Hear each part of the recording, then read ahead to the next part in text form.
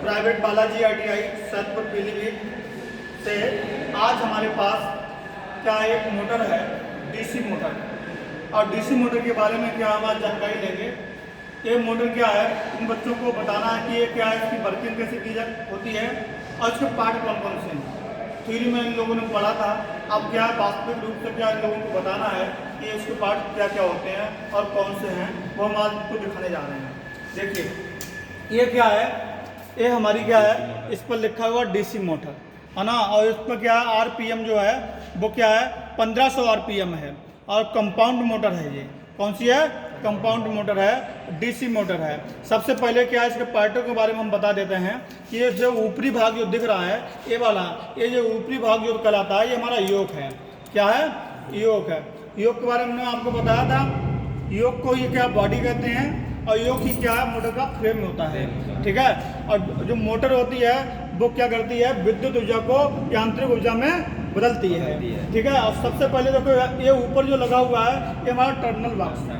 क्या है, terminal box है। इसके बाद मैंने बताया था कि योग पर ही क्या स्टेटर कसा होता है, योग पर ही क्या कसा होता है स्टेटर, और स्टेटर पर ही क्या बाइंडिंग की होती है। अब यहाँ पर देखिए, यहाँ पर देखिए ये जो हमारा है ये हमारा स्टेटर है, स्टेटर पर ये बाइंडिंग की हुई है।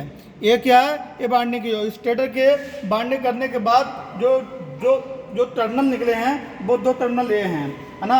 जो स्टेटर है, स्टेटर मोटर का वह भाग होता है जो क्या है कभी घूमता नहीं है।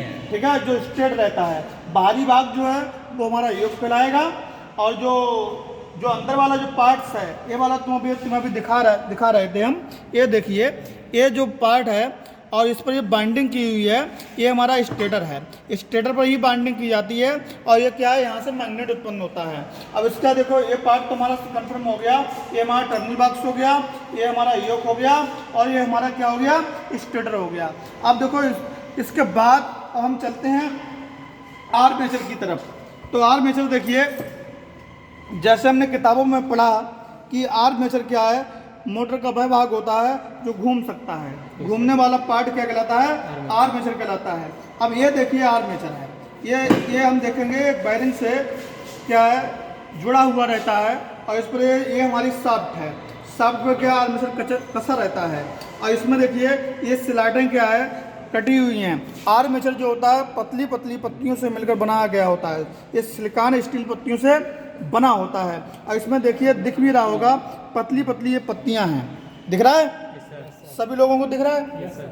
ये हमारी पतली पतली पत्तियां हैं, इनसे बनाया जाता है। और ये पत्तियों से ही क्यों बनाया जाता है ये हम अगली क्लास में इस पर हम चर्चा करेंगे, लेकिन अभी क्या है इसके पार्टों पर चर्चा करते हैं। अब यहाँ पर देख लीजिए, इसी पर क्या है इन्हीं स्लाइडों में क्या है बाइंडिंग की गई है, इन्हीं स्लाइडों में क्या की गई है बाइंडिंग। आपने क्या है ये भी बताया था कि स्लाइड भी क्या 3 प्रकार के होते हैं, बताया था, ओपन, क्लोज और सेमी क्लोज। ठीक है, ये भी हमने बताया था। और इसी आर्मेचर से आगे क्या है, ये देखिए आर्मेचर से इस साइड में क्या है, ये देखो एक कम्यूटेटर जुड़ा हुआ है, ये कम्यूटेटर जुड़ा हुआ है, और यहाँ पर क्या है कार्बन ब्रश जोड़े हुए हैं। ठीक है, क्योंकि आर्मेचर से क्या कम्यूटेटर जुड़ा हुआ होता है, कम्यूटेटर से यहाँ पर क्या है कार्बन ब्रश जुड़े हुए हैं। तो कार्बन ब्रश देखिए ये हैं, ठीक है, ये हमारे कार्बन ब्रश हैं, कन्फर्म है। और यहाँ पर देखिए ये हमारा शाफ्ट है, और इसी शाफ्ट पर जिधर क्या है कम्यूटेटर होता है उसके विपरीत साइड में क्या है कूलिंग फैन लगा होता है। ये हमारा कूलिंग फैन लग जाएगा। ये क्या मोटर को क्या करता है, ठंडा रखने के लिए काम करता है, ये कूलिंग का काम करता है, क्योंकि मोटर जब चलेगी तो क्या गर्म जरूर होगी, हीट होगी।